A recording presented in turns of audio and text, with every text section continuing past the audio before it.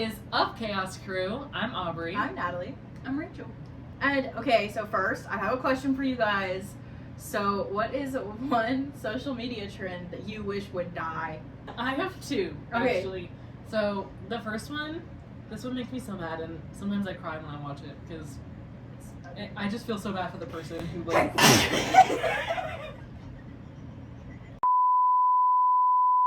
What I was gonna say, there's two trends. One makes me really sad.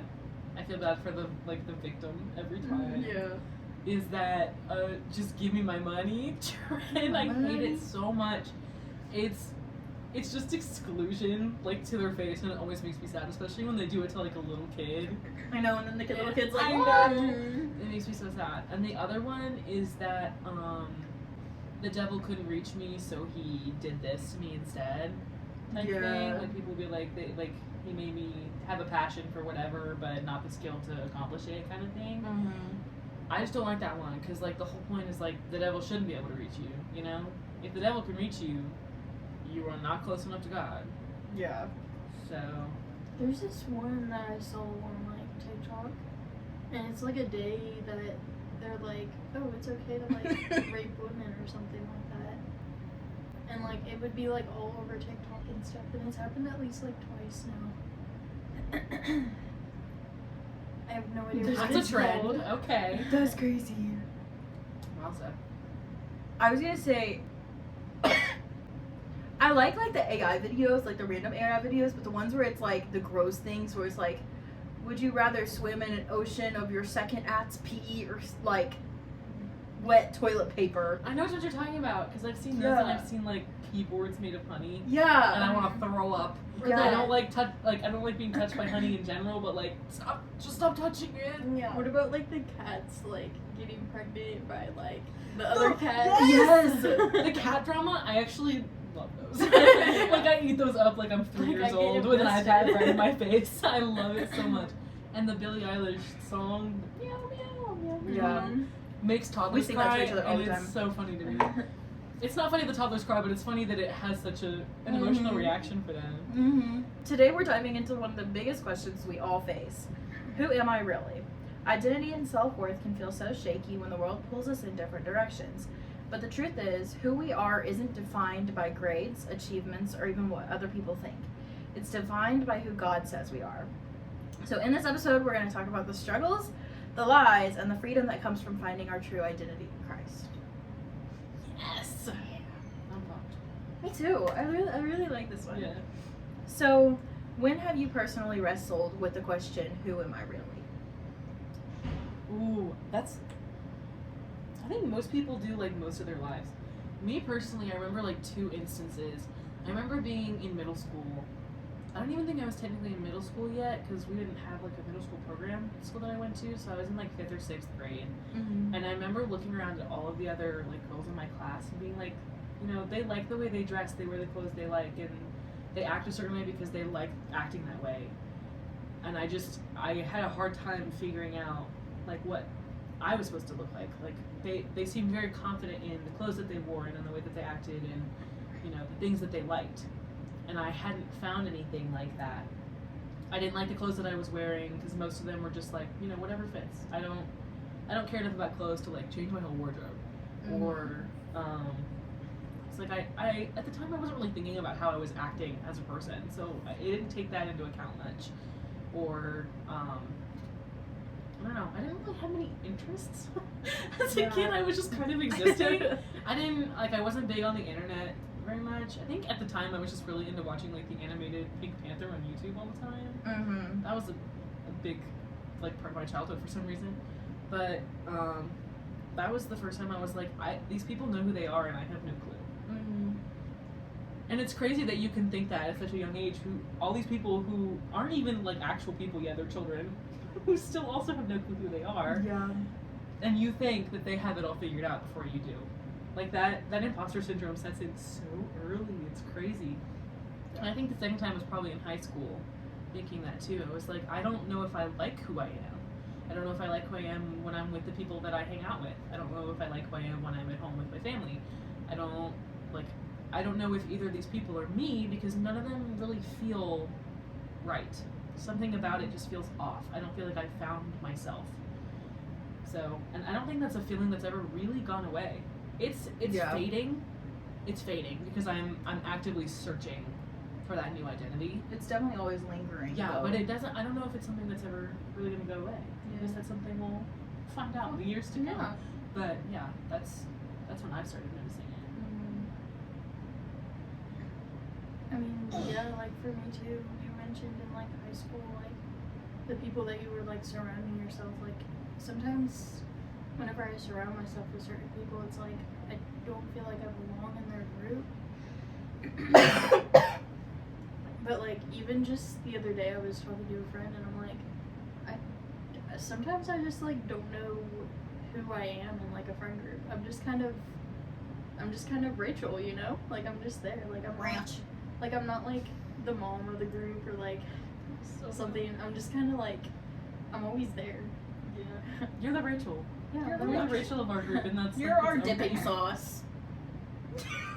Don't call her that. In your sauce. Sorry. Get her woman. But yeah, like in high school and especially like junior high and those areas in my life, I would hang out with people and I just didn't feel like I belonged in that group setting.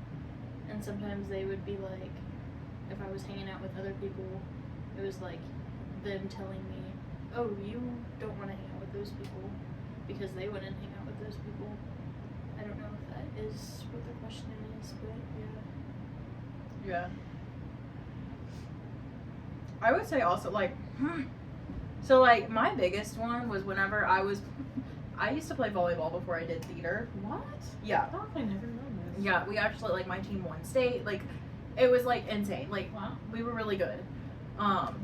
And I used to think like, hey, volleyball is my life, and that's who I'm gonna be one day. Is I'm gonna go to college and I'm gonna be a professional volleyball player. Mind you, I had a really bad knee and I was not the best, but obviously good enough for us to get to state. And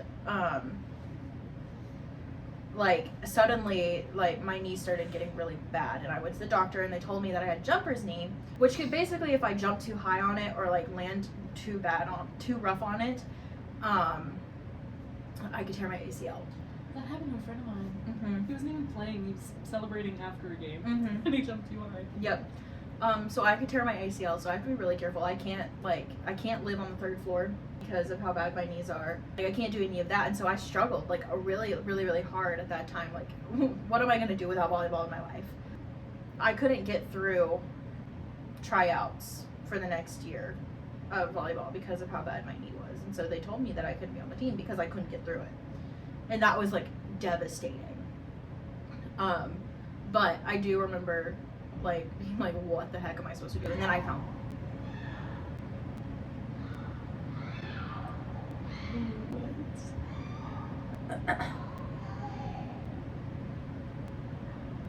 Sorry, guys.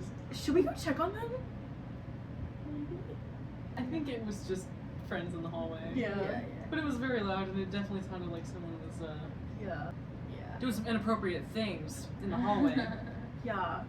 It sounded like that last night too. In Yeah, the there were hallway. like actual. Okay. Yeah. No, wait. No. Yeah, the room in here kind of sounds like that. No. All right.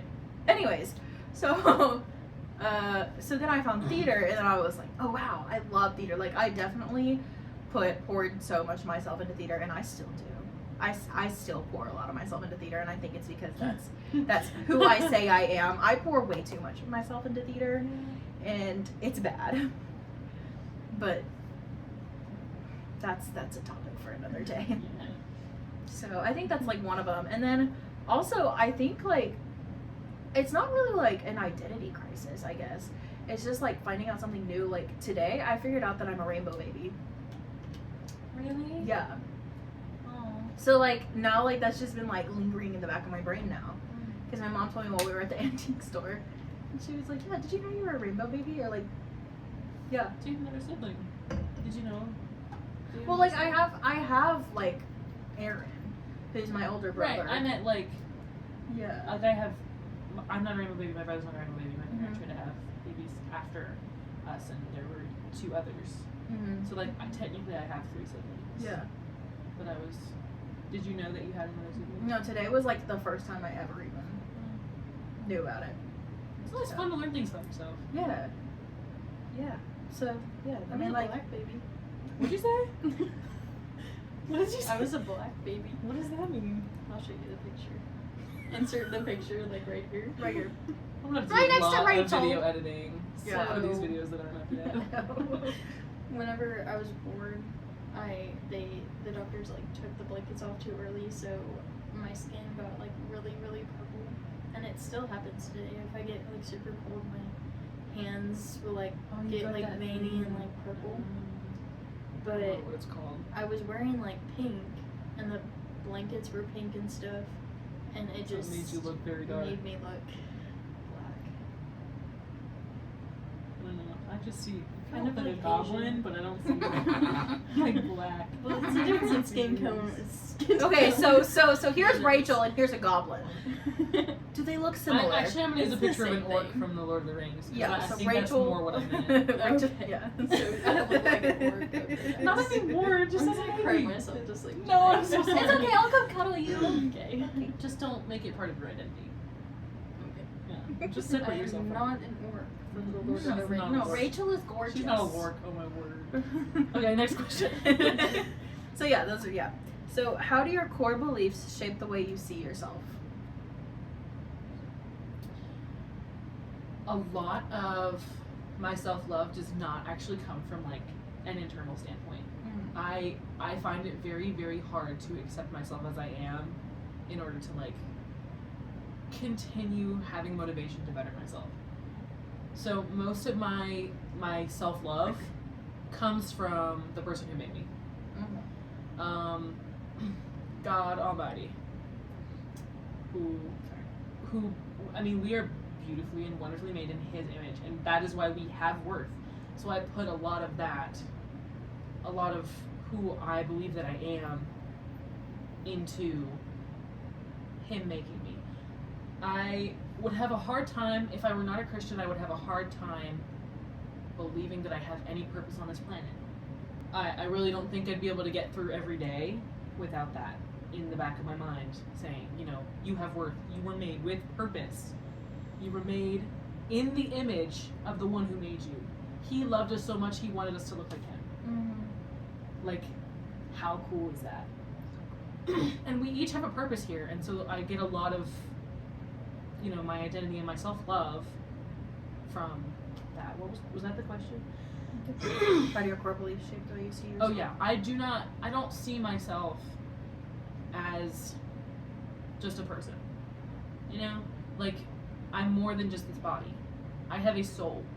And sometimes that soul just like itches to get out and like infest other people's lives and just show love and affection to like everyone around. You ever just feel like this overwhelming thing to be like, I gotta text this person and let them know that I love them just because like, I need them to know. Like Alice was talking about. Yeah. Exactly. Yeah.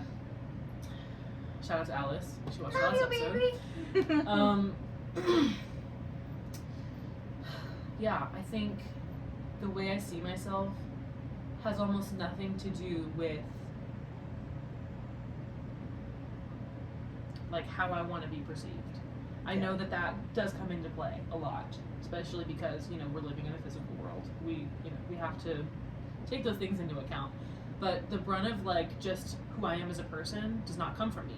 It comes from my father, who created me. I mean, I just think that's so cool. Like, I never want to shut up about that. I think that's the coolest thing on the planet. Like Yeah. the sorry, the person that created sunsets, like the sunsets that you see every day, and that you can compliment all the freaking time, Yeah. also created you. Mm-hmm. Actually, whenever I was walking over to Bradfield to get my hot Cheetos and For dinner. my dinner, my dinner was Double shot it espresso. was double shot espresso and a Reese's. So sorry. But the sunset was like so pretty, and like it hadn't like fully like sunsetted, you know. Sunset. But- New but it word. was like the I'm gonna put it clouds in the and wall. stuff and the sun, and it was kind of like an ombre, and it was really pretty. Yeah.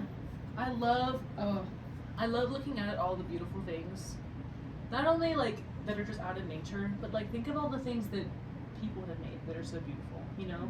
Like art and music and sculptures and I mean that's art. But like all of the arts. I love the paintings and the sculptures and the music and the performance and all of it. But all of that is inspired by the soul that we have put in our bodies that came from him. That is so cool that we get to attach ourselves the way we see things to that. Mm-hmm. And he made all of that for us to enjoy. I think that's the coolest thing that he did. I cannot get over that. And like there's some verse that says like how he like molded us and shaped us out of clay, I think, if I'm remembering right. And that's something like I love to like people watch and stuff and like seeing like different people and how they look, like how unique people are. It just like fascinates me, like God did that. I really like to I make it a goal to like whenever I'm sitting in a restaurant of some sort or like anywhere, I have to be able to face so I can see everything that's going on. I don't want to face away from it. I want to face all towards it because I think, like Rachel said, it is so cool to see everybody do different things because that's how they were made. You know, like it's not just Even if it's Yeah. a silly little Felix Fix-It yes, move like out in the comments. That was so I good. do that same thing, but I do it mostly because I don't like having people sneak up on me. So Yeah. I like to keep my back to walls. but- yeah. Like today, I love kids. Like if you know anything about me, I love kids. I love kids, Charlie. I love kids. Sorry. That's okay. And today, me and my mom went to the Mexican restaurant down the road, and there was this little kid, and he goes, it was a she, sorry. She goes, Mommy, I'm gonna sit over where Daddy was sitting. And then she sits down, and she goes, whoa, this is like really low. Daddy is heavy. And I was like, kids are so cute. Kids come from God, and I love them so much. That little boy, you Yes. know, who was just there was this little Yes. boy, you know, who wouldn't turn around and eat his food, and his mom kept telling him to leave us alone, but we just kept asking him how good his food was, and then he Yeah. started eating. Yeah. He wouldn't eat until I we went, asked him how his hey, food was. I think that food's pretty yummy. And he goes, okay. And he sits down and eats it. Yeah. Oh, I love kids. They're so beautiful. Yeah. I think we can all agree with that question. Yeah. Have you ever struggled with aligning your identity with what you believe about God? Yeah. Yeah, I have. So this actually is not public information. My parents are gonna listen to this, and this is gonna be the first time they'll ever gonna hear this.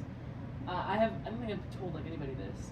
I think Luke knows, and I think you guys have just heard it in passing because of the Probably. group we were with Yeah. freshman year. But for a while, my identity was very rooted in earthly things. A lot of it was rooted in sin. And part of that was the world convincing me that I was also attracted to women. So, you know, whenever my friends would be like, you know, oh, I like this girl, and I'd be like, yeah, she's really pretty. And instead of being able to look at her and be like, you know, it came from a perspective of, wow, she's really pretty, I wish I could look like that. But I was told that if there was any kind of desire after someone, even if it was just to look like them, that it had to have been from like a homosexual standpoint. So I started to believe that about myself, and a lot of like my close friends in high school, I had just told that in passing because it makes you accepted. And I think when I got here freshman year, it was just about trying to find people as fast as possible. So people found out about it that way because I was just trying to cling on to the first thing because I didn't have anyone when I got here. So even getting on a Christian campus, I came in identifying myself like purely out of sin, which is crazy to think how far that's come. And I met Luke, and I started. married. I'm married to a man. To a man. To a man. And Not a boy. yeah, a man. I met Luke, and you know, he was much farther along in his journey with God than I was at the time, and so you know, he talked me through it. We talked about it, and you know, I came to the realization that I was not who I thought I was this whole time because I had been lied to by the people who just wanted me to be like them, so that I had a group who would accept me. So yeah, I've definitely been. It was a weird thing because I never really took it as like a personal feat that I had to overcome, but it was just like a, oh yeah, I'm not. Whoops, you know. Yeah. So that's something interesting. Yeah. I think a lot of it falls under like personal temptation, to be honest. Like, I don't know. Gosh. Cussing. Yeah. That can get really bad, especially like I think a lot of people cuss just to make us like because their friends cuss, like you were saying. Like it's to be cool around those that you think wouldn't think you're cool if you cussed. No, yeah, I have You to know? admit, the second I get in a room with loud people, I don't control myself, and that's Yeah. a serious problem. Yeah. I think a lot of people struggle with that. Yeah. I mean, I've struggled with it. Oh my gosh. Like, sorry, Dad. I know you heard me. I didn't mean to. I feel like at some point all of our parents have accidentally heard us say Yeah. something we know we weren't supposed to say. Yeah. And, like, I Sorry, try. Mom, Dad.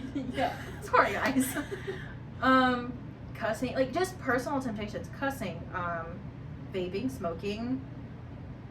Drugs. Drugs. Alcohol. Like... Yeah. I definitely think that all of it comes to personal temptation, and wanting to look cool around the people that are surrounding you, rather than trying to look like the person God created you to be. Speak. Yes, that was so good. Sorry, I'm really hyped. It's okay. I'm like shaking because I've actually never just like admitted that outright. Yeah. And that's I'm what proud I of mean. you. Thank you.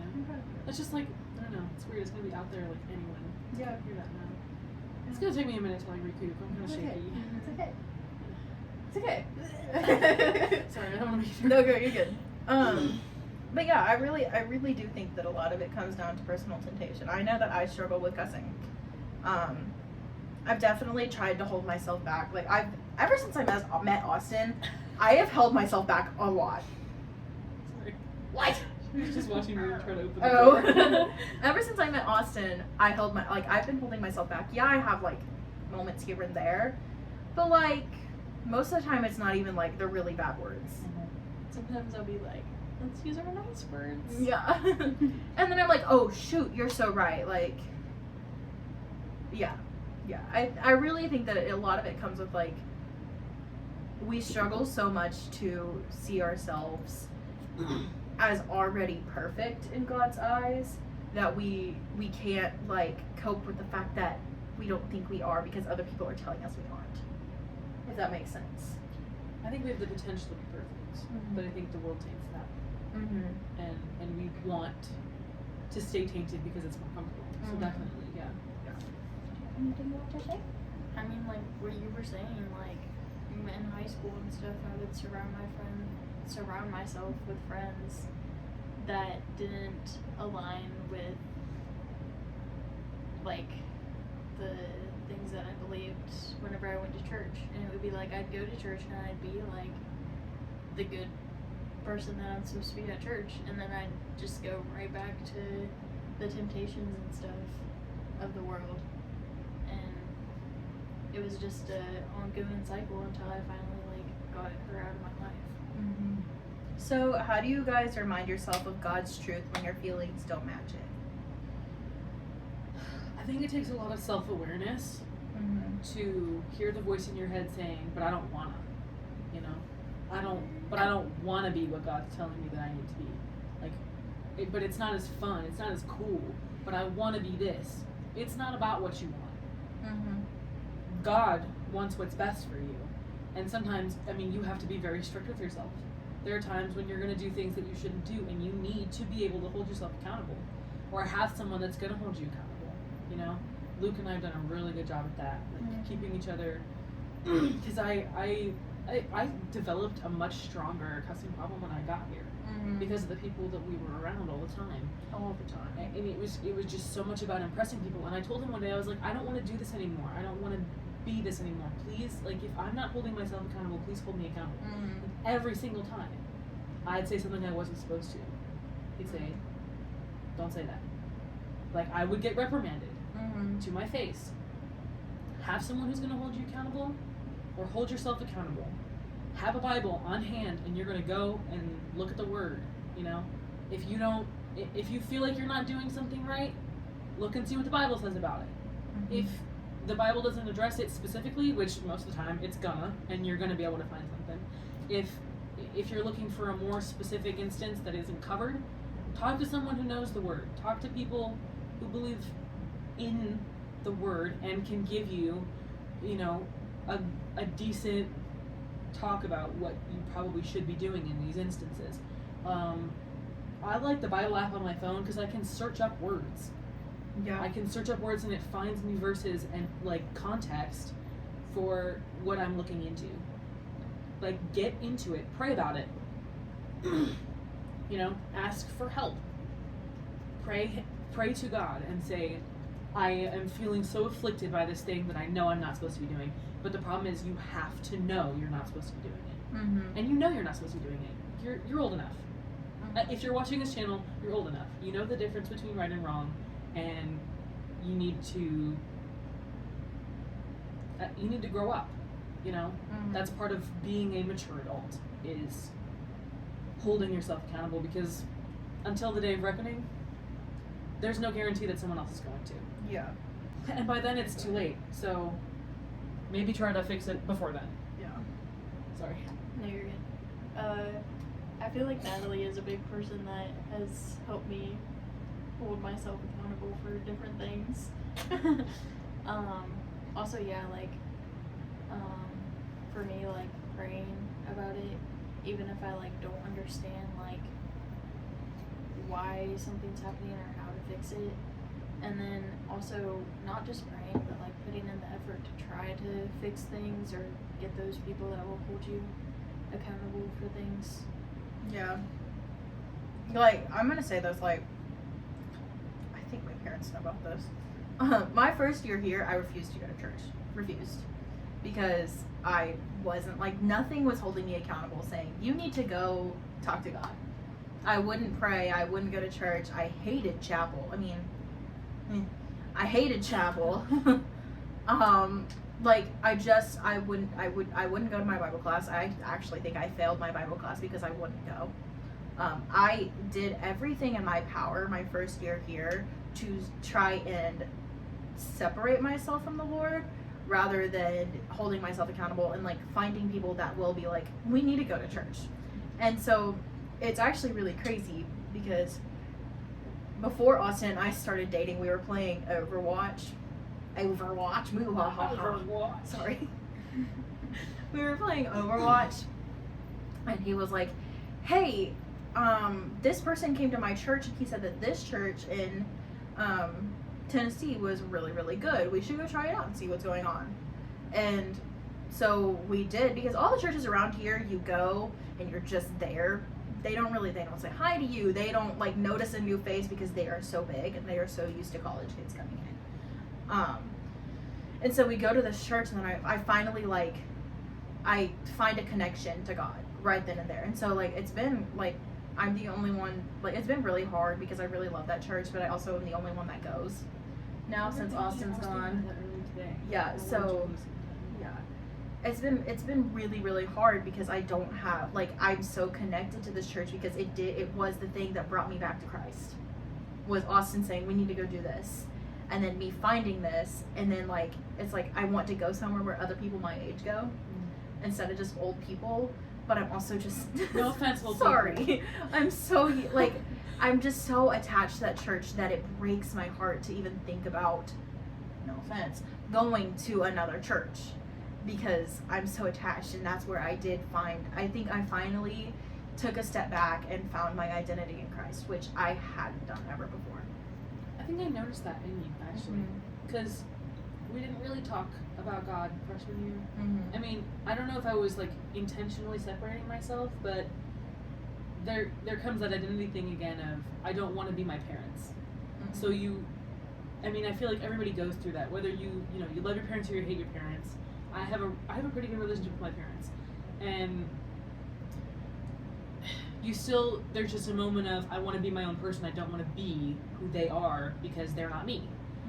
So there's always going to be that moment of, if they believe this, I'm going to try and believe the exact opposite just to see what it's like, you know? Yeah. And I came here, I don't know if it was intentional, but I was pretty much in the same boat as you were. I did not go to church very often until Luke started holding me kind of when we started going. Yeah. The only reason we still go to Henderson is because it's like walking distance. Yeah. We have a really bad time waking up in the morning. So. Yeah. But, See, like, that's the same for me. And then I found Madison Right. County, and they, like, actually made an effort to get me there. and what's crazy is I noticed that in you. Yeah. We weren't talking at the time. Yeah. We were not speaking when her and Austin got together. Mm-hmm. Luke and I had separated ourselves from the friend group, and there was no communication happening between us Nothing. whatsoever. But we were still friends on Instagram. And what happened was, I vividly remember this, seeing on your feed, Mm-hmm. seeing you post on your story, taking 15 minutes today to look into the Word of God. Mm-hmm. And I was like, I didn't know she did that. I wish I'd known when we were like freshmen that she was like Bible studying, or I would have like, you know, done it with her. I Yeah. had no idea. Because you were doing it at the time. Yeah, you know? we weren't. And I like, wasn't it either. just- yeah. Like it was just like I had a moment and I was like, wow, I didn't know she did that. Mm-hmm. And so like I actually like saw you changing in real time, and I was still so far away. It's Mhm. crazy the things that you think people won't notice Yeah. because you don't think they're like looking. It's insane how much you grow differently when you have Jesus. Glow differently when you have Jesus in your life. Like, freshman year, I would not say hi to a single person, but now I can't go without saying hi to some random person over there or like smiling at them because I know Jesus made them and I should love them like Jesus loves them. And so I smile at them. I say hi to them. Like, I like to be friends with everybody. And that's like, I was told that's a great goal to have.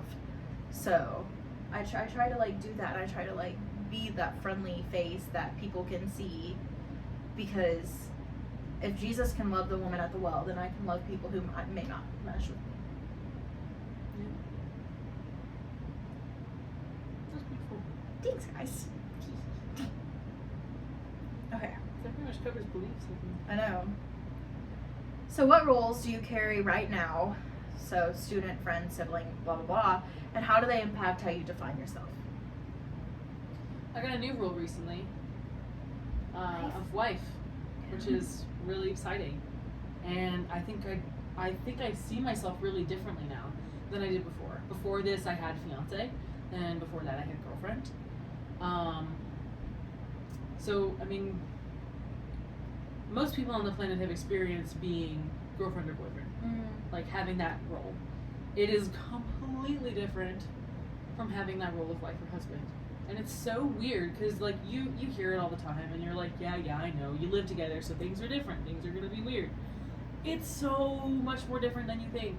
You will never have privacy again unless you ask for it. And like you have to think about dinner every day for the rest of For your both of life. you. Yes. And you have to think about this other person who's being included in your life now. So I don't think of myself as one person anymore. I'm not one person anymore. I have been, you know, meshed with this other person, and we have agreed to spend the rest of our lives together. So my identity has changed completely, you know, to everyone around me. I think the first time I've seen everybody since getting married, the first thing they've said to me is, "I'm a married woman." Like they all know that there's just something different about me. So wife's a big one. I am a daughter to two wonderful parents. Shout out mom and dad. I am a sister to a super nonchalant and sometimes moody teen brother who's going. I got a picture of him today in his dress-up outfit for hockey games. He's on Oh. varsity now, so congrats. he's wearing like a super cool suit, and I told him he looked snazzy. I've had a very distant relationship with my brother most of my life. We've never really gotten along. We're very different people. I see myself as a very quiet. I'm very quiet, very don't want you to pay attention to me. Not not that he is either. He's changed a lot over the years. He's grown in very many different ways, and it's hard for me to say exactly who he is. I haven't been home in, almost 2.5 years at this point. He's grown a lot as a person, so I can't speak for who he is as an individual, but I always saw him as a very likable, very confident, very willing to be your friend type person who really could get along with anybody if they were to approach him. He might not, love you. He might not want to spend all his time with you, but hold a conversation, be respectful. Yeah. But we had such different interests, and we're 2 years apart. We got on each other's nerves a lot. But we've actually recently, texted every once in a while, and we just have conversations.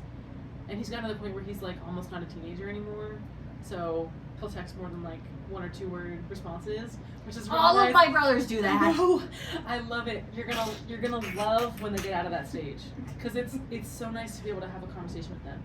Sometimes you forget that they're people because they're just your siblings. They're in your life, But so my identity as a sister has also changed a lot since leaving for college. Yes, I have a brother, but I don't see him very often. I actually talk to him more now than I did when I was living there, Really? probably. And even then, it's still not very often. I need to reach out to him more. I think I'm probably gonna either. Actually, last time I texted him, he left me unopened because I told him he should listen to the podcast. So we'll see. Shout out Rylan if you're listening. Hey. His mom and dad are probably listening, and he's just listening through them. But so You're probably hearing them talk about it, and then he's gonna listen. yeah, I hope so. Yeah.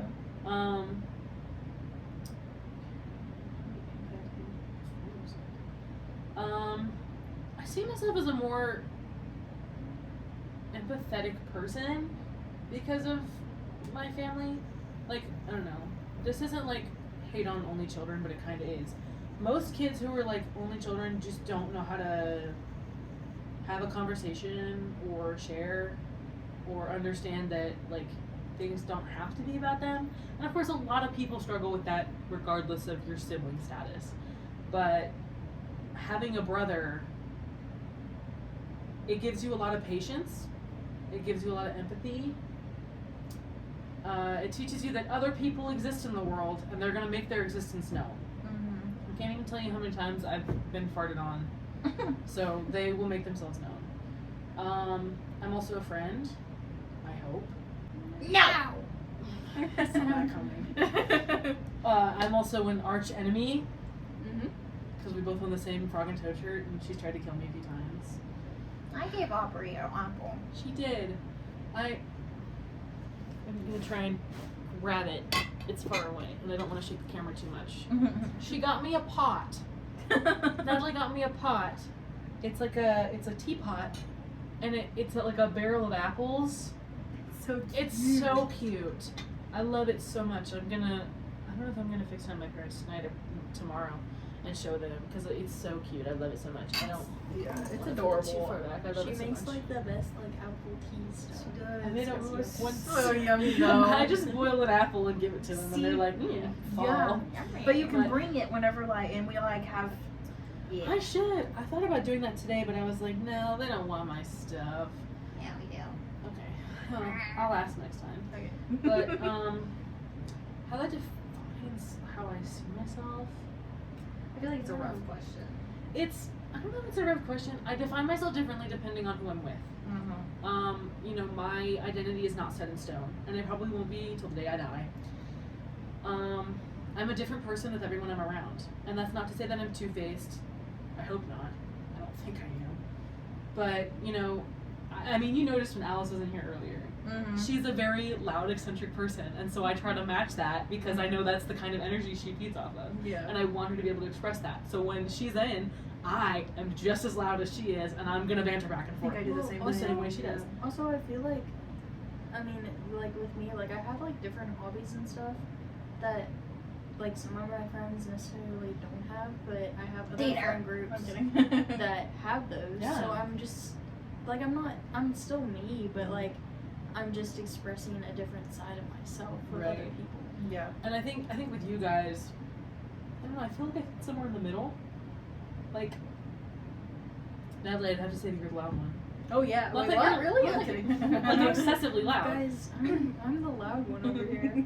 Yeah, that's why we gave you your own mic. Yeah. Because we'll make sure you're extra heard. Like, I feel like I'm somewhere in between the two of you to, Yeah. like, I don't know. Because, I don't know if it's intentional or if it's just, like, Yeah. who I was before I even met you. If there's a scale of It- like audio, it goes from, Yeah. you know. But I'd have to say, I mean, I probably am the loudest, but just because I have trouble controlling my volume. But personality-wise, Mhm. I'd say you're probably just louder and, you know, more friendly than I am. I don't know if it's intentional. I have to say that it probably might be a little bit. Just that I feed off of both of you at the same time because you're Mhm. usually together.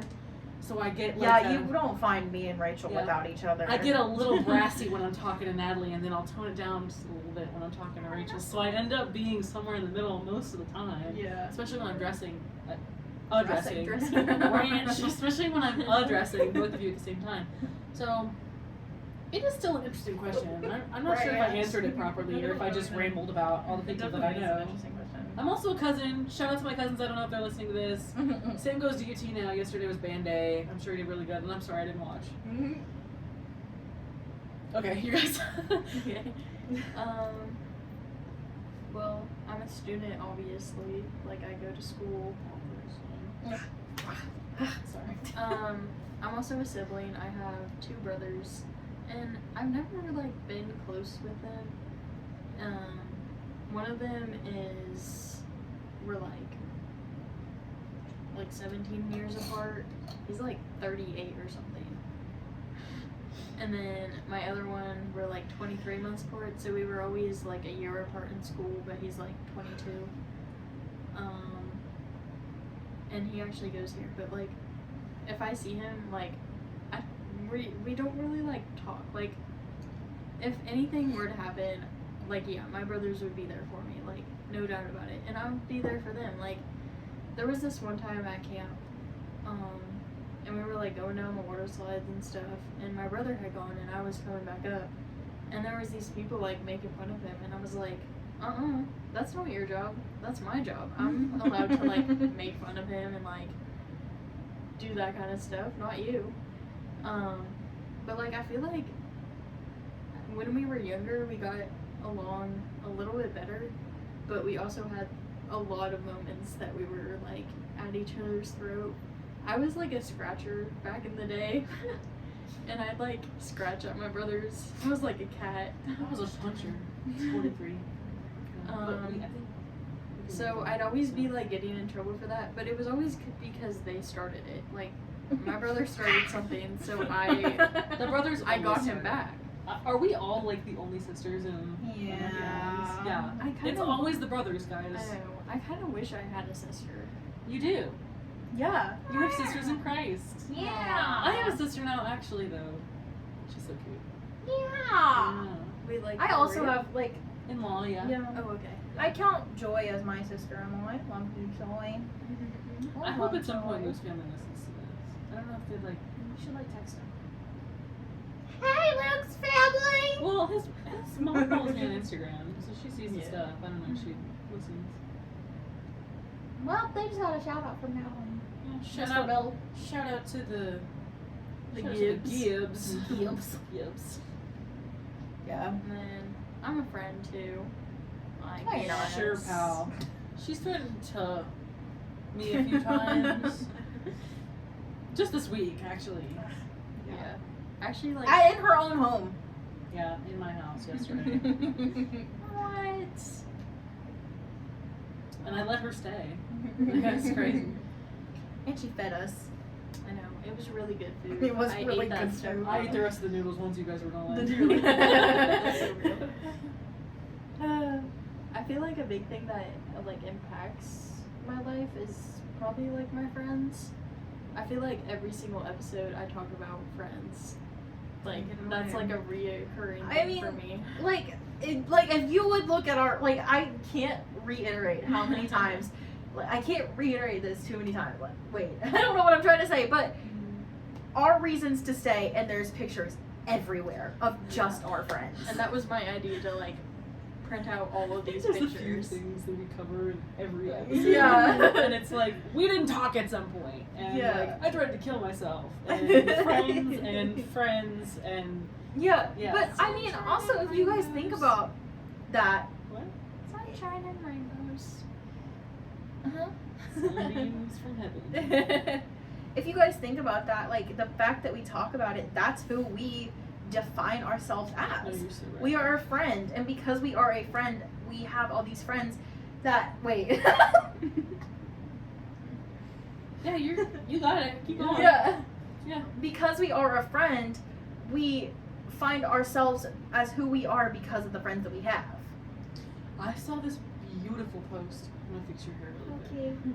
See? Yeah. I felt it being really weird. I saw this post, and I can't like quote it directly because I don't remember it. I see it all the time, and I think it's so beautiful. I think about it all the time. This person posted about like how that person that they don't talk to anymore, they still have one of their favorite movies that they watch almost on a weekly basis because they introduced them to it. I eat ramen the way that I do because this is how my friend showed me how to make it when I was over at their house.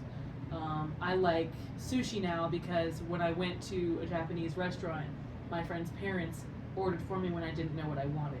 And like all these things, and it's like these people who love you, you know, even if they're still not, even if they're not in your life anymore, they still had an effect on who you are today and all the little decisions you make. And I think about that all the time. Like there's little things that I'll do. I can't think of one specific instance right now. Are you gonna eat ramen like that all the time now? If I had the stuff, maybe. Yeah. There's one specific instance that I can think of right now. My ex-boyfriend, when he would put back like bags of like chips or something, he'd roll them a certain way, and I do that still to this day. I don't talk to him anymore. He actually That's congratulated me on the wedding, Oh. so it was nice to talk to him then. Mhm. But I don't speak to him on a regular basis. I don't know what's up with his life, but like, you know, I still roll my chips the same way because there was a time Yeah. when someone I loved showed me how to do that. Yeah. And I think the little stuff like that, like, you know, makes that part of who you are. Yeah. I mean, I could kind of agree. Like, I'm a friend. I'm a girlfriend. I love being a girlfriend, but I would rather be a fiance and like a wife. Patience, child. Patience and Padawan. I'm a sister. I'm a daughter. I'm a stepdaughter. I'm a granddaughter. Like, there's so many things. Totally forgot your sort of. Oh, I'm a daughter too. Like I have. No, you're not. I have You- parents. you- Parents? What? That's crazy. I've never met Rachel's parents. I met Natalie's parents. Yeah. All of them? Yeah. You've met met my your- I mom. met your mom and I met your dad. You also met my stepdad and my stepmom. Did I meet your stepdad? Yeah, because he was at Christmas Carol. I think I talked to your mom and your dad, but I don't know if I talked to your stepparents. Yeah. And then I met your brothers. They're insane. A little, but I like them. They're Yeah. chill. They're Shout out weird Natalie's now. brothers. You're weird! Okay, but that's okay because you are too. Yeah. Like a lot. I beat Brendan and, well, technically. Brendan's my favorite as far as I remember. Yeah. I think so. Because he's the autistic one. Yeah. Yeah. I love autistic people. Anyways, next question. So, do you ever feel pressure to live up to the expectations of those roles? Yeah. Yeah. I feel like a lot of the time I feel like I'm not doing enough to be a part of those roles, you know? Mm-hmm. Like, I will say it's always the job of the parent to reach out to the kid. But sometimes, you know, my parents choose to, you know, give me some space because I haven't reached out in a little while, so they assume that I'm busy, which is fine, you know. They call me every once in a while. I called my mom this morning. Oh, wow. Hi, Remember, Opera's It's mom. been a long day. No, it was yesterday because Luke was at Comic-Con. Oh. So, yeah. But, you know, what was the question? Oh, the pressures. Yeah. I often feel just a need to connect with people on that level. Like, anytime I feel like it's, like, getting to be, like, fallish season, I'm like, oh, I gotta take Natalie and Rachel to Bestos. We gotta go get our fall drinks and, like, hang out outside. And I we can't wait for, gotta like- go to the Christmas parade. Yeah, I can't stop thinking about the Christmas parade. I'm so excited. excited. I'm so excited. Like, it's not a cool Christmas parade. It's a bunch No. of Jeeps and a fire truck and, like, a marching band. It's But not, it's like, a big deal. It's the company. Yeah. Yeah. Because we've been doing this since freshman year. We all go to the Christmas parade together. We sit on the steps of the theater and we watch it together Yeah. and sit in our little blankets. And what's really crazy is I never thought we were ever going to do it again. I know. And so it's become so much more special We've because done to do it twice now, and I'm so excited for the third time. what is on there? It's the It's a the cloud. thing. It's a clown. That's the sand. So it's a little far down the Okay. But like I never thought that we were ever gonna do it again because we didn't talk. And so like and as soon as we did, like it was just a decision made that night. Hey, we should go watch. And then we sat there. No, because I literally for- texted yeah. you the morning of the parade, and I was like, "Hey, can we all Yeah. sit together like we did last time?" Yeah. Because I didn't have anyone else to go with, and we all went out Yeah. there Yeah. And then afterwards we talked for hours. Hours. until like probably 20 minutes before curfew. Yeah. It was Where a we long all time. had to actually be back. Yeah, But it was crazy. hours we sat there and we talked. And I feel like we do that again next time. But like I'm so also excited. we have the opportunity for you to come here and to go to your house when you guys are available. And so we can do that every Yeah. time we want to. I know. Pretty much. I think a lot of the pressure that I feel from roles is probably internal. I just feel a need to do better, just as a person. I picked a really dumb fight with my husband earlier this week. It wasn't Orange worth rolls. it. Sorry. It definitely was not worth the turmoil that it caused. And I felt awful. I hadn't seen him all day. He'd been in class. We'd been texting back and forth trying to resolve things, and we just couldn't figure out how to communicate to each other what we were feeling. And I wanted to put it aside. And I felt this overwhelming pressure from within to try and fix it somehow. But I'm not great with grand gestures, but I do make some really great breakfast food. And that's what I made for him for his birthday. I make it as often as possible. I made him this huge, 10-egg omelet. Oh, Yeah, I know. And with, tomato and bacon, and I made cinnamon rolls, and, what was the other thing? Oh, yeah, there was Sorry. bacon. The other thing was bacon. And I got him extra pulp orange juice. And he had texted me, after I'd already purchased all this food and started cooking it, he goes, "Hey, can you start on dinner before I get home? I'm really hungry." He walked in the door and I told him, "Sit down." He's like, "Am I about to get chewed out right now?" And I came back out, just a huge plate of food, and I was like, "I'm sorry." So I tie a lot of my identity to, I don't know, as a homemaker, the first thing I think of is, how can I make someone happy? Food. You know? I love being a wife. I love cooking for my husband. I love it. I love it so much. There's sometimes I don't wanna, and Taco Bell. But, I love cooking for anyone who comes over. I don't know how long I spent in the kitchen when you guys were over yesterday. A lot. But and a lot of that pressure comes from within. I feel the need to take on that nurturing role, and to make things for everybody. So My feet are dirty. a lot of that pressure does not come from other people. I feel like since leaving college, expectations for me have gone way down, and I've appreciated that a lot. My parents like, as long as you're passing and you're having a good time. Yeah. I'm usually not having a good time, but I'm passing. And I'm having enough of a good time to where they don't believe me when I say I want to drop out. So Yeah. so They say you're doing a podcast. Yeah. well, every semester since I got here, I've been like, I don't want to come back.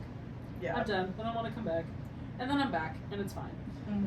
But yeah, so most pressure does not come from an outside place. I can't speak for everybody. I'm sure there's a lot of people who feel a lot of pressure from, people that they have these roles given to them by. But I'm not feeling that pressure so much. Maybe being a student, just keeping up with classes and everything, with everything else going on all the time, but That's about it for me, I think. I think I tried to live up to the idea of perfection when it came to like things. So like I would get into a fight with my parents and I'd be like, well, I'm not perfect. And they'd be like, it's not about perfection. It's about just doing right. And like I'd be like, but I'm not perfect, so I can't do right your way. It would just be like that whole like it would just go in a circle all the time when living in the house. And I could say that it's definitely gotten better, and I think I definitely didn't do well living in a house with that many people, which I love my family, don't get me wrong, but it was just a lot of people and I just wanted more attention. Yeah, sometimes it's hard, like, being, like classes and stuff, especially, like, with the pressures of having to get good grades and stuff, which I usually never get, like, perfect grades, but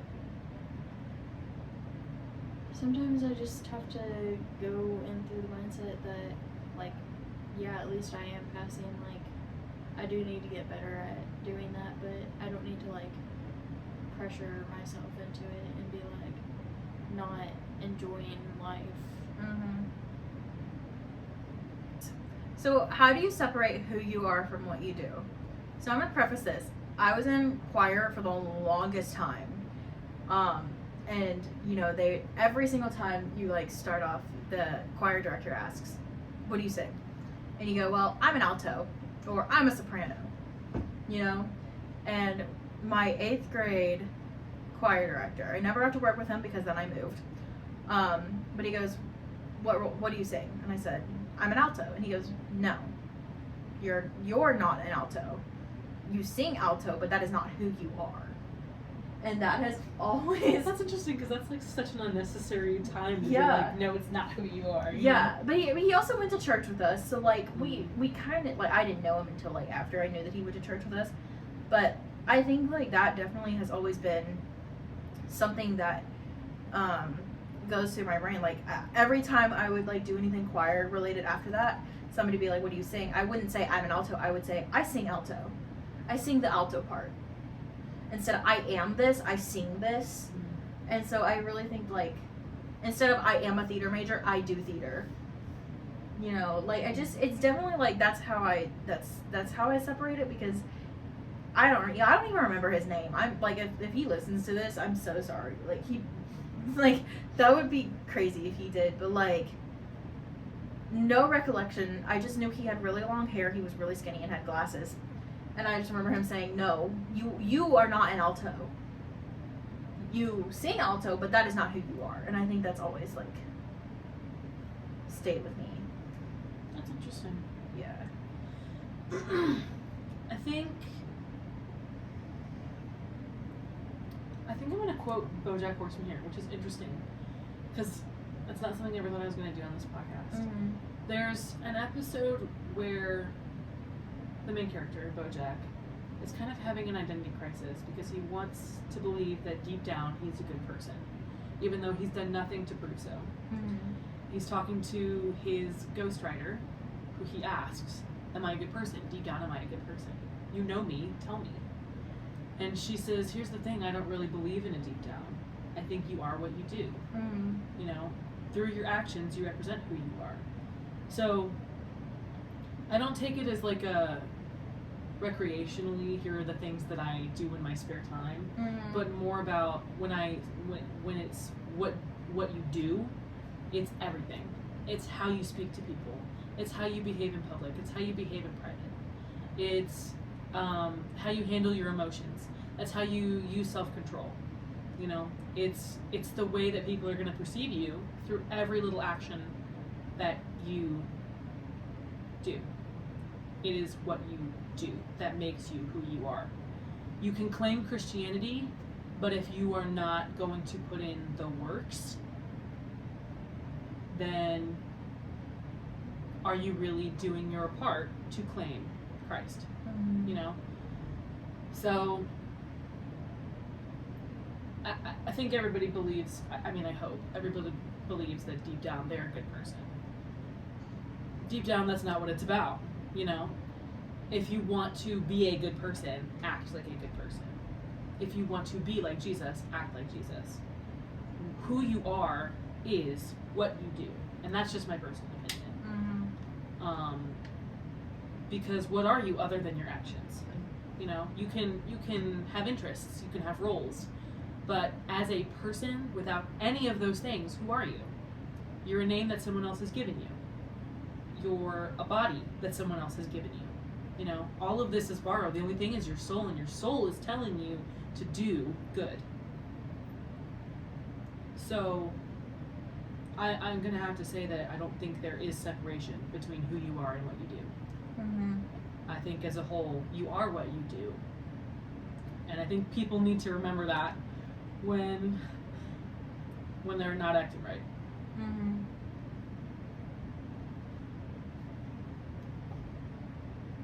It's kind of a hard question. I don't really have an answer for it right now. Okay. Yeah, you can always come back to it. Yeah. Think of something. Yeah.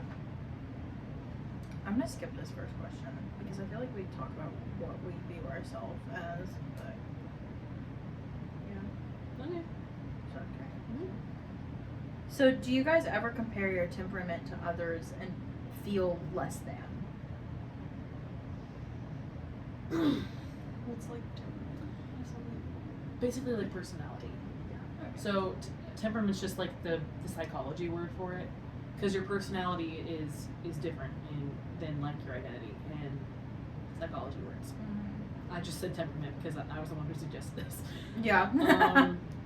So your temperament, there's a lot of different ways you can like test for these things, like actually scientifically speaking. It's not something you can change. Your temperament is who you are.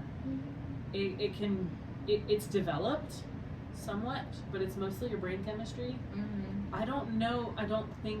I think personally, I just said a lot of words that. I don't a know. lot of I filler. think personally. Yeah, exactly. Yeah, uh-huh. So,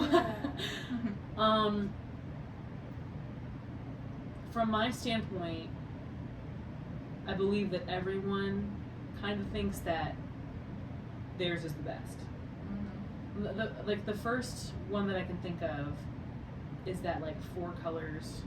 I don't remember what it's called, but it's red, yellow, green, and blue. There are the 4 I'm blue. temperament types. I think I'm yellow, but I don't. No, I'm not yellow. That's crazy. I think I'm green or blue, but I don't remember. I think I was like a tie for 2 of them. Basically, I think everyone has a bit of a bias towards their own temperament type, depending on what that is, and I think it changes for everybody based on the test they're doing. There's personality tests everywhere. There's temperament tests everywhere. Nobody's set in stone because those tests can only do so much for you. But I think, I don't know, I've never looked at myself like I'm a, you know that like the 16 personalities? Yeah. I think I'm an INFP. Now that just means INFJ. very, very close. I think that just means that I tend to, keep to myself and I think with my heart, and I'm a very artistic but solo type person. That doesn't mean that someone who is extroverted, is more superior because they don't get burnt out having conversations with people. It just means that they are different. I've never seen it as like one's better than the other, but I myself could never put myself in someone else's shoes that way. I could never imagine what it feels like to be that extrovert as an introvert. So I'm like, I don't know how you can handle that, but good for you. I've never seen it as anything other than these are just the labels. This is just equal. Yeah. I think people will say that my way is best always because they don't know any other way. So their thought processes are right. The way they handle things and just who they are as a person. Because how are you going to know the world under any different perception? Mm-hmm. But I don't know if I've ever seen it as less than. Yeah. That's a lot of mumbo jumbo, and I'm sorry, but I also think it kind of varies. I think I can. Like, I definitely have felt less than before, but that's because that was way before I found my identity in Christ, and I think that's like I definitely feel more than now because I have Jesus and because I know that He's there and that I am a child of God. So I think that definitely, yeah. Yeah, I feel like there's been like, there's definitely been times in my life that I felt like I'm less than, but I don't think it's because of like my temperament, because that's, I mean, it probably is, because like I feel down about who I am. I don't know if that makes sense, but also at the same time, it's like it is who I am, and like there's good things that come out from who I am. I hate it when people like bring themselves down because I'm like, that is not who you are. You are not worthless. You are not loved.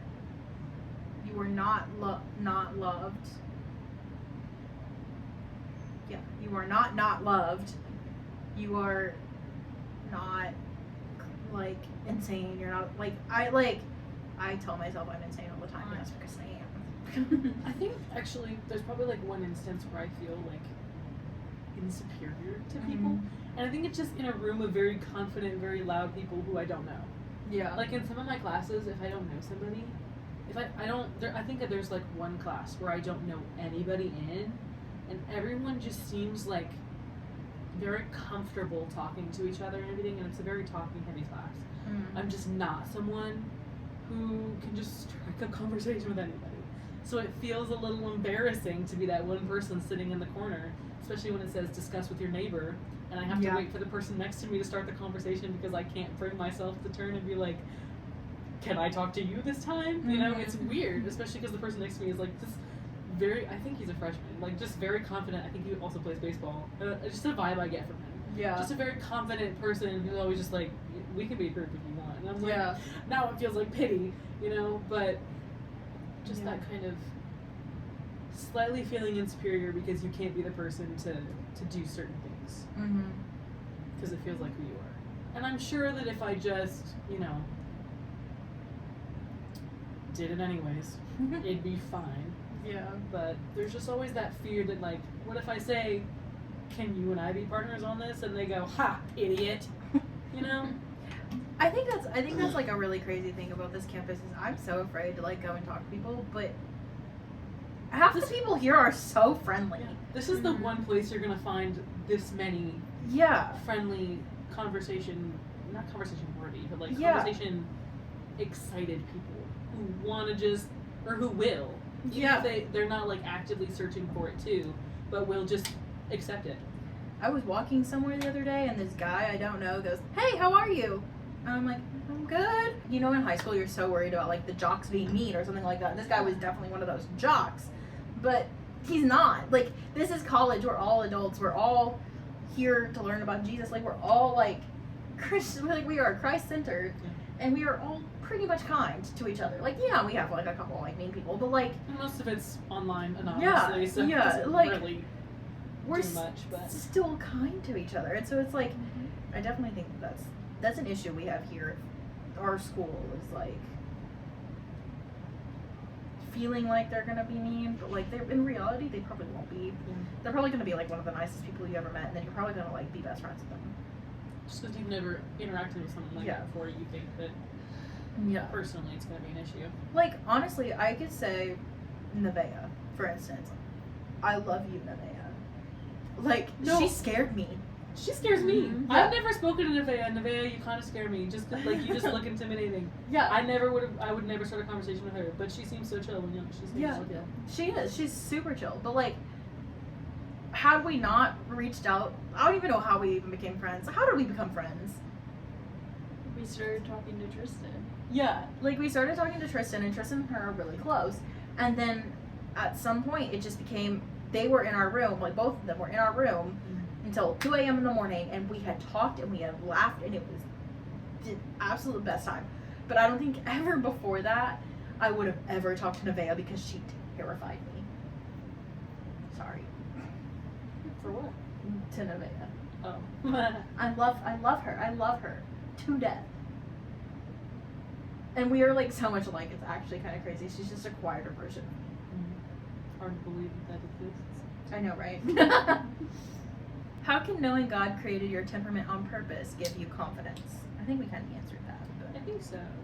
yeah, just, I am a child of God. I think there really just is the confidence in knowing that you were created with purpose. You Mhm. know, nothing about who you are actually is a mistake. Nothing about who God tells you you are is a mistake. That you have a purpose. So there are times that I don't like certain things about who I am as a person. I'm a very anxious, very quiet person. If we had not been in so many classes together, never would have reached out to her as a person. If we did not actually have to like work on group projects and stuff, I never would be here. I would not be on a podcast. I would not try out for anything ever. She talked me into Christmas Carol. I met my freaking husband through that show. I would not have done that on my own. I was excited to do theater here, and I still would not have gone and auditioned for that show. So there are things about myself that I don't like, but I think part of that is knowing that sometimes those parts are just for other missions. She is a much louder, eccentric person who's very friendly and was very friendly to me. Had she not tried to start a conversation first, I would not be where I was. And that was part of her purpose on this earth, was to get me to meet my husband. That's crazy. He also just happened to be there because someone else had talked him into it. So these two people who were so quiet, never would have actually just gone up to one another and spoken, met because other people, and she might not like that about herself all the time. Maybe at some point somebody told you you're too loud and it just felt awful inside. But that part of yourself that made you a friendly, welcoming, bright light in my life brought me my entire future. And that is crazy to think about. But those are the kinds of things that you don't realize, is that part of you is not always for you. Sometimes it's for other people. You know, maybe me being on this podcast and being that quiet person who's just so scared to do things on my own is for someone out there listening. Maybe someone else can feel brave enough to keep going and to do things that they never would have done before because they know someone else out here is just as scared about it as they are, but they still try every day to do it. You know? Like, sometimes it's not for you. Sometimes parts of you are not actually for your benefit, it's for other people. Yeah. That really just came out of nowhere. I had no idea I was going to say that. It just kind of happened. Jesus. Wow. Spoken straight from the heart. Yeah. It He keeps is texting you meow. Austin. Shout out to Austin. Is he still saying that right? Is he doing that? I think it might have just been a repeat. just once. no, because it definitely is like a big confidence boost that to just know that God made you the way that you are, and that the way that you are does have a purpose. Even if sometimes, like, I mean, me personally, sometimes I don't know what my purpose is, but I mean, I'm still figuring things out. Yeah, I think it's really cool to know that there's someone out there who made you, who quite literally knows the number of hairs on your head because he put them there himself, who knows every thought you have or ever will have, who knows every part of you that you believe is so irredeemable and broken, and he freaking loves you anyways. There are days that I don't love myself. There are days I believe that no one else should love me, that I do not deserve another breath of air. But you know what? I'm still here breathing because there's someone up there, one person in particular, who believes that I deserve it anyways, who loves me enough to give it to me anyways, even when I don't deserve it. I'm still here breathing the air of life because I was made by someone who wanted me to keep living. By the one who wants me to keep living. That is just so cool. That is awesome. That is so sick. That is so punk rock. I love it. It's so cool. Yeah. Like, I want that to be all anybody knows about me. Yeah. I am a believer in God. He made me the way that I am because he knew that someone out there would need me.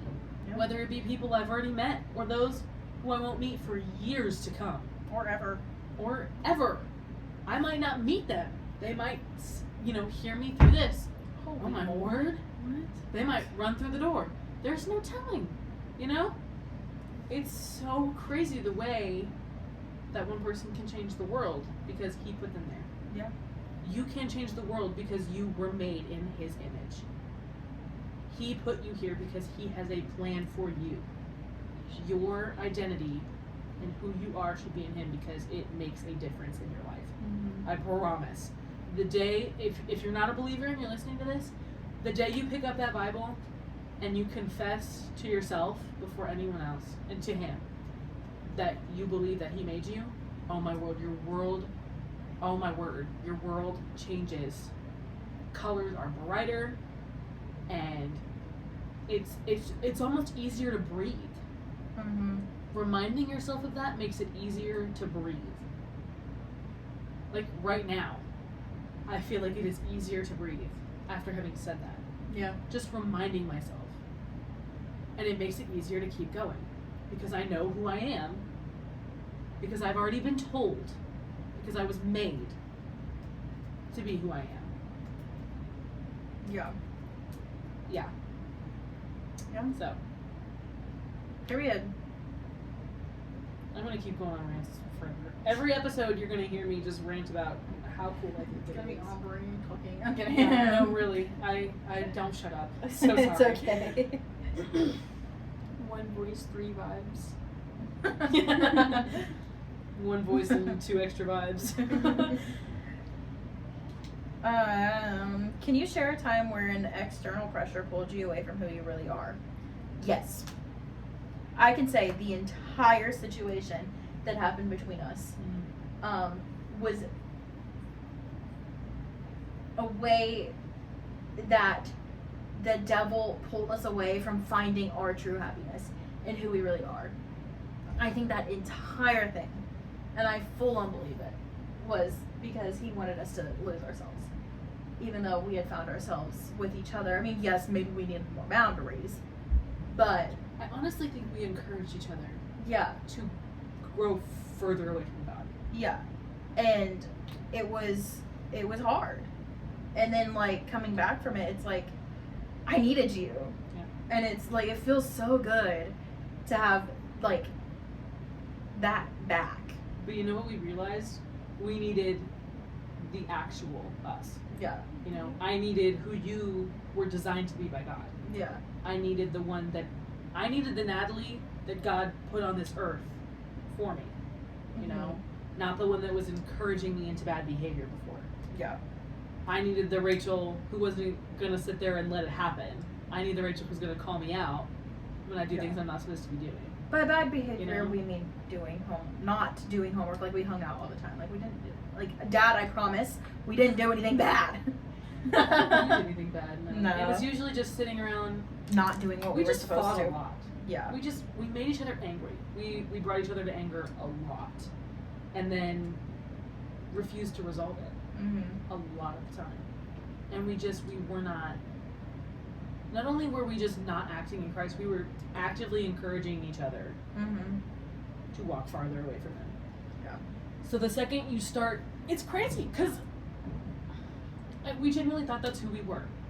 That there was nothing we could do to change that at the time, honestly. But actually accepting our identities, Look at us now we now! talk every single day. Yeah. I don't think we can go a single day without our group chat blowing No. up. Even if it's just the word meow. Like Yeah. something happens Something else every day that we has have be to talk talked to each about. other. It's crazy. Yeah. And we went a whole year without it because we did not know who we were. Yeah. We found ourselves in that time, and we continue to find ourselves every day. And we grow closer together because of it. Yeah. Clock it. Clock it. In Christ's name. Amen. Oh. Sorry. That happened at a concert. Doc Yap was explaining. Shout out to Oh. Doc Yap. He's probably never gonna listen to this either. You should tell Even me. though, well, you told him we had podcasts. Yeah. Yeah. I'll let him know again next time. Yeah. And Jared. Shout out to Jared. What do you want to say? You want to say anything to that? Well, I mean, it's just the same situation. Yeah. I put in my 2 cents. I was like, yeah. Yeah. When you guys were talking. Yeah. Yeah. Okay, next one then. What would? We're already at an hour 35. And that's just on there. On here, it's actually shorter. It's like 124. Yeah. Can you share a time? Oh wait, I already said that. What would you say to someone listening who feels like they're not enough? You are enough. Clock it. Yeah. Yeah. You got this. Don't give up. I really don't want to give a whole spiel again. Yeah. Rewind a few minutes and listen to me talk about your entire identity in Christ. Yeah. If you feel like you need to hear it again. Yeah. Listen to it as many times as you need to. I'm going to read a verse at the end of this, and I encourage you to either open your Bible and find that verse and underline it, leave a note next to it, bookmark it, or to go and find other verses that encourage the same thing about finding your identity in Christ.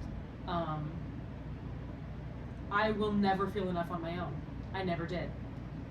Because on my own, I'm not enough. I am not whole. Having a husband makes it great. Having another person, but if you can't be enough on your own, another person's not going to help that. What you need is God in your life. Mm-hmm. You need Him because He's someone to talk to when no one else will listen. He always has your best interest at heart, and He knows what you need. You can ask for a million things you want, and you might get one because it's what you actually need.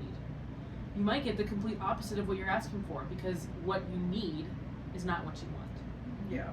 But putting your identity in who He is and what He has done for you will, I don't think we've mentioned this yet, it will change you. Without Him, you are a sinner. That is all you will ever be, which is why you will not be enough. Mm-hmm. Because your sin cannot save you, and you cannot save yourself from sin. There was one person who can save you from sin, and it is God. If you don't know what to do next, you look to Him. If you do know what to do next, you look to Him. If you have a decision to make, whether it be the smallest or the biggest thing in the world, you look to Him. When plans change and you don't know what's going on, when you don't feel safe, secure, confident, when you don't feel like you are enough, you go to Him because He is the one who made you safe, secure, confident, and enough. He will give it to you because He put it inside of you. He made it who you are. It will be enough because He is enough. Mm-hmm. Clock it. Clock it. I mean, like I said earlier, like, I don't even remember what I said. It's not about how, like, you will feel a lot better when you find out that when you stop trying to be like other people and instead try to be like the person you were created to be. And the person you were created by. Yeah. Because I think that is definitely going to change your mindset a lot. A lot.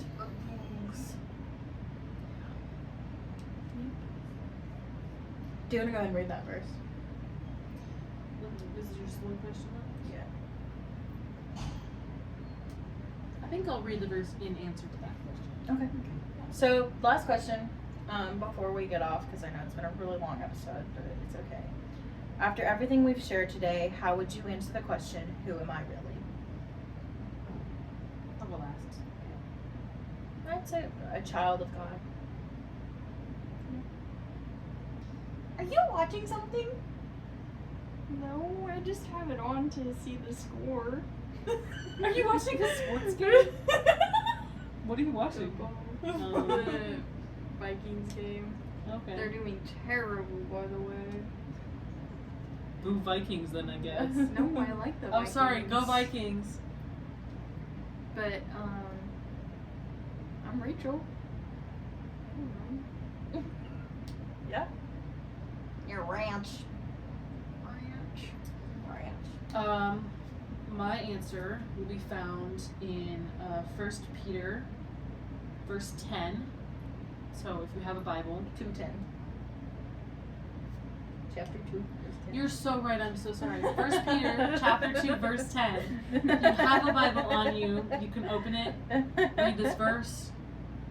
You know, think about the words. If you don't have a Bible, highly recommend getting one. If you don't have the money for one, download an app. Yes, download the app, or oh my gosh. Speaking of which, that antique shop down the road back in time, Yeah. they will give Bibles away for free if you don't have one. If you're in Henderson, go to the Back in Time antique store. I'm sure there's places around that do that. I'm sure you, like, if you looked up websites and stuff, there's stuff everywhere. We should do like a giveaway with, like, Yeah. Bibles and stuff. I think that'd be cool. My answer to who am I really is 1 Peter chapter 2 verse 10. Once you were not a people, but now you are God's people. Once you had not received mercy, but now you have received mercy. So, without him, I am not even considered a person. And now I have been saved. My identity is who he has made me to be. So, who am I really? I am a child of God who has been wonderfully and fearfully created, wonderfully and beautifully created, and I am fearfully and wonderfully made in the eyes of God. That is who I am. And we are beautiful because of that.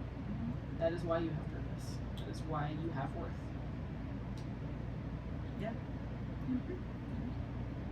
Well, I think that's it. Yes, So- that's a good end to the episode. Don't cause too much chaos while you're gone. While we're gone. We'll get the hang of it eventually. Yes. Bye, guys. We love you. Love you. Bye.